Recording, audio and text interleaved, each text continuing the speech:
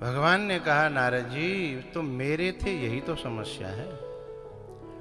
तो दो व्यक्तियों को दोष दिखाई नहीं देते। एक तो जिससे बहुत अपनापन हो जिसको, उसमें दोष दिखाई नहीं देंगे। दूसरा, तीनों गुणों से ऊपर उठ जाए, जो साधु समता में आ जाए, उसे भी किसी के गुण दोष दिखाई नहीं देते। लेकिन उसी साधु के कोई समर्पित हो जाए तो फिर मजबूरी में गुण और दोष देखने पड़ते हैं उनसे उठाने के लिए। तो गुरु जब दोष गुण देखता है तो उसका उद्देश्य उसको उससे घृणा करना नहीं है। गुरु को घृणा नहीं होती। अब भैया धोबी के पास में गंदे गंदे कपड़े आएंगे, धोबी को घृणा होगी? उसका तो व्यापार बढ़ रहा है ना।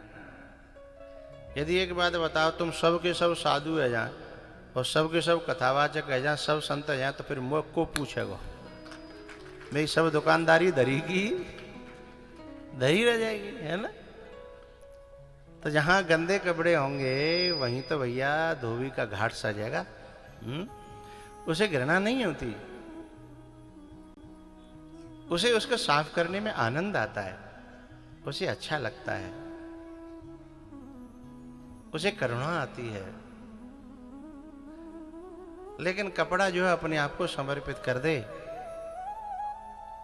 उस पर मोंगरा बजे, सरप में मोह डुबो दो जाए, साबुन ते फिर बाकी थूतरे पर रगड़ जाए, साबुन लगाएंगे, फिर बुरसते बाकी मुंह पे दे जहां जा बाकी गंदगी चिपकी का है मैं दई दे रगड़ा रगड़ी हो, ताकि बाद आए ऊई उफ न करे, है ना।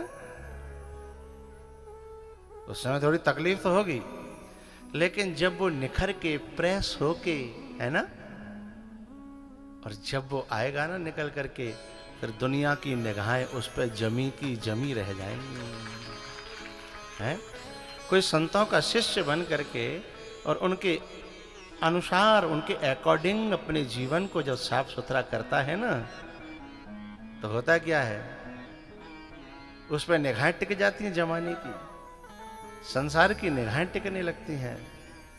फिर वो लोग कहते हैं तुम कुछ बदले बदले से लग रहे हो, कुछ अच्छे से लग रहे हो, हैं? तुम्हें क्या हो गया है? भीतर ही भीतर सफाई होना चालू हो जाती है ना, तो फिर उसमें से सुगंध आना प्रारंभ हो जाती है। पहले जिनके पास बैठने से बदबू आती थी, फिर उनके पास बैठने का मन करने लगता है ना।